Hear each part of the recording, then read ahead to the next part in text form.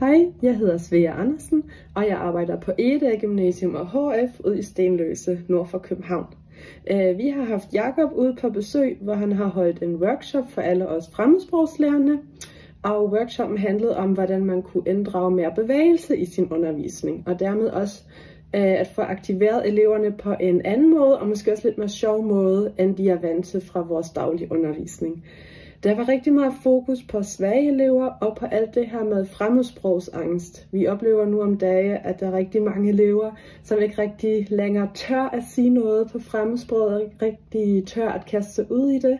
Og der var det faktisk rigtig givende og også inspirerende at have Jakob ud og lige få sat fokus på det og få sat tankerne i gang og lige selv afprøve alle mulige øvelser, som han kom med i sådan en meget fin katalog for os.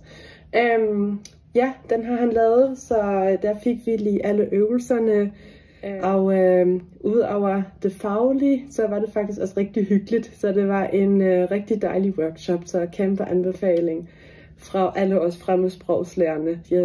Vi synes, at det var meget givende at have Jakob ud og arbejde med alle de her problemstillinger, så det er helt klart noget, som vi kunne tage videre til vores daglige undervisning, syntes vi.